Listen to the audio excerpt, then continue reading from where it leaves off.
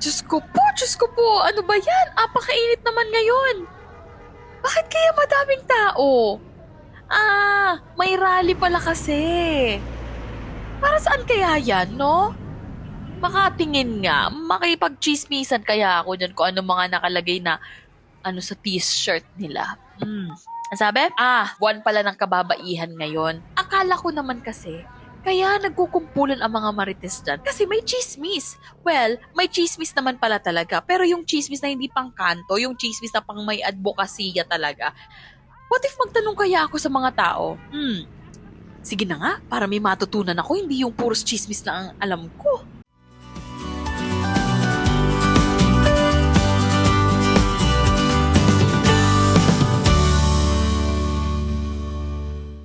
Ito po, kuya. Alam mo po ba na Women's Month ngayon? Hindi. Yes po. Hindi po. Opo. Opo. Bakit natin isineselebrate ang Women's Month? Pero masaya tayo, mga kababaihan, di ba? Arawan niya, parang birthday niya na rin yun, para sa akin. Celebrate ko para appreciate niya yung pagmamahal ko sa kanya. To honor women na rin po.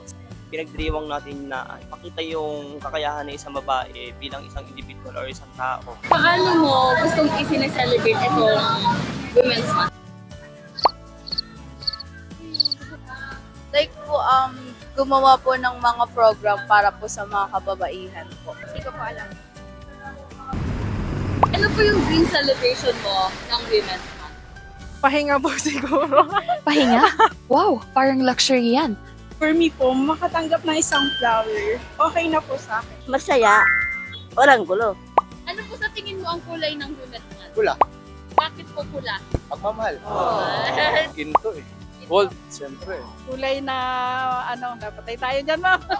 Ibang kulay ng masaya. Yellow? Pwede rin. Violet po. Kulay violet. Bakit po violet sa tingin mo? Well, it's obviously violet. It's colored justice, and it's colored equality. Ayan, maraming mukha ng Women's Month. At grabe, parang lahat ng kababaihan may superpower, no? Pero, kung ganun sila kagaling, bakit parang lahat ng trabaho nila madalas hindi binabayaran? Pati mga gawaing bahay, walang sweldo? Paano yun? Ang hirap, 'di ba? Magtatrabaho ka buong araw tapos walang sahod. Ano ang pinakaayaw mo or gusto mong gawaing bahay? Ayaw muna tayo. Maglaba! Hay nako, parehas kaming ayaw maglaba. Sino ba kasi gustong magkusot, no? Wala akong ayaw. Kasi bahay natin yan, di ba? Tama si Nanay Yolanda, sarili mong bahay kaya dapat hindi ka tamarin maglinis. Sana lang hindi lang si Nanay ang naglilinis ha, kasi kung lahat nag-aambag, mas maganang chores. Ano ang pinaka-gusto mo? Maghugas ng plato. Sa paglilinis, pagluluto, at saka malinis paligiran. Wala talagang gustong gawin sa gawaing bahay, no? Lalo na yung mga lalaki. Pero sa aking tingin, lahat dapat talaga gumawa. Whether gusto mo o hindi. Which means, I think the question is wrong. I think the question is, why is it that men continue to be privileged in this society na hindi sila kailangang magtrabaho ng gawaing bahay? Kung babayaran ka para sa trabaho na yan, magkano ang sisingilin mo? Libreng pagkain kapalit ng paghuhugas ng plato.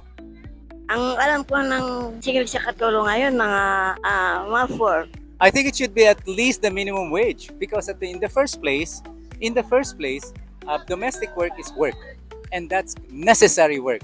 Hindi talaga po pwedeng mabuhay ang kahit na sino na walang gumagawa ng domestic work. Pero yung mga kababaihan natin, pag nagpakasal, abay lahat ng trabaho ng domestic na kinoconsider na domestic work libre. Hindi ba maling-mali yun? Kaya sa aming tingin, lahat ng mga sinasabing housewives, they're actually doing work and they should be paid. And they should be paid at the minimum ay minimum wage. Ayan mga bruha, hindi lang ngayong March dapat ipagdiwang ang lakas at kagandahan ng bawat babae. Dapat araw-araw. Kasi, who run the world? Girls! Mula sa mga kulay ng pagmamahal at katarungan hanggang sa mga pangarap ng pahinga, makikita natin na ang Women's Month ay hindi lang tungkol sa mga malalaking tagumpay, kundi pati na rin sa mga simpleng moments na nagpapakita ng pagiging superhero ng kababaihan. Maraming gawain na hindi laging napapansin.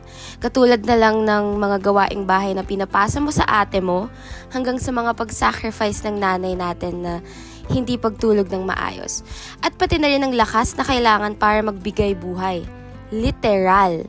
At hindi lang yun. Pati na rin yung mga kababaihan na nagbabayad ng bills, nagbabalance ng oras sa trabaho at pamilya, at nag-aalaga ng mga kapatid, anak, at magulang.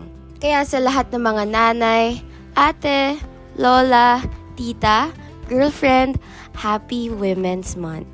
Sa susunod na biyahe ulit! Kapangyarihan sa